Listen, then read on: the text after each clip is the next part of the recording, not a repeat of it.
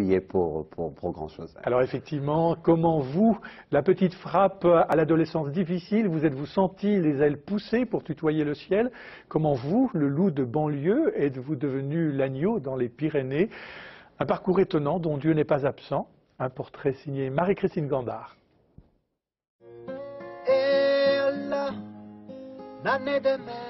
Il y a 15 ans, dire à Ladji Diallo qu'une fois adulte il vivrait dans une vallée des Pyrénées l'aurait rendu agressif.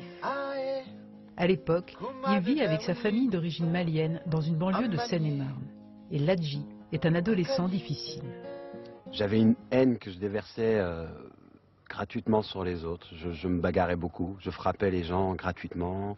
Celui qui était différent de moi, je le voyais comme un ennemi. J'avais la réputation de celui qui donnait des coups de boule.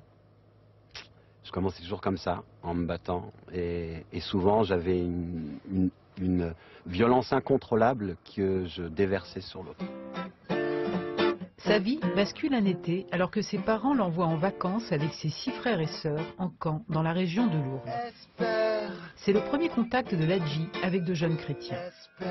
Les regardant se rendre régulièrement à la chapelle, il satisfait sa curiosité en y allant lui-même. Une nuit, j'ai voulu aller voir vraiment ce qu'il y avait dans cette chapelle. J'étais là, j'attendais de voir.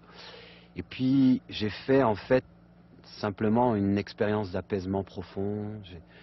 Je me suis senti comme touché au plus profond de mon être par une présence aimante. Voilà, une chaleur dans la poitrine qui m'a fait beaucoup de bien.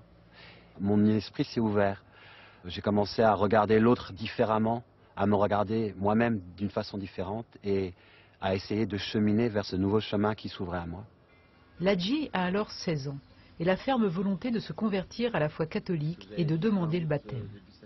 Mais le père Beignet, alors directeur du camp, reste prudent. Parce qu'il était musulman. C'était pas rien pour les parents.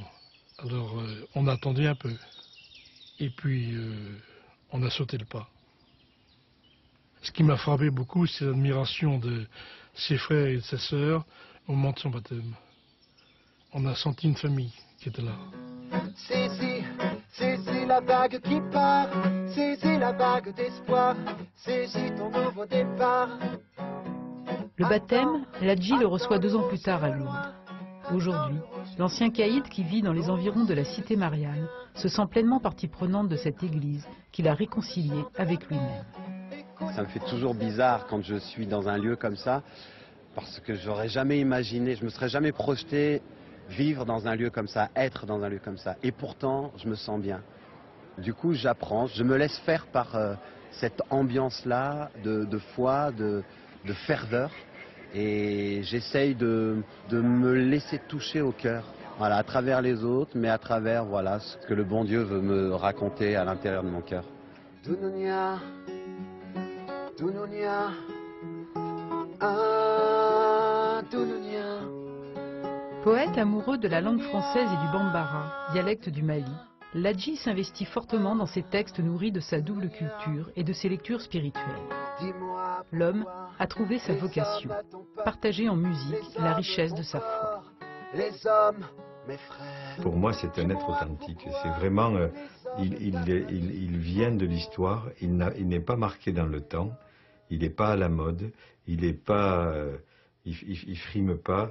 Il est ce qu'il est, et ce qu'il est peut toucher toutes les générations.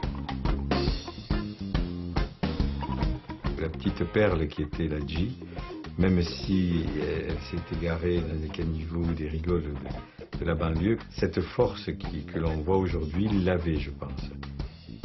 Et s'il a eu une conversion aussi forte, c'est parce qu'il avait cette force intérieure.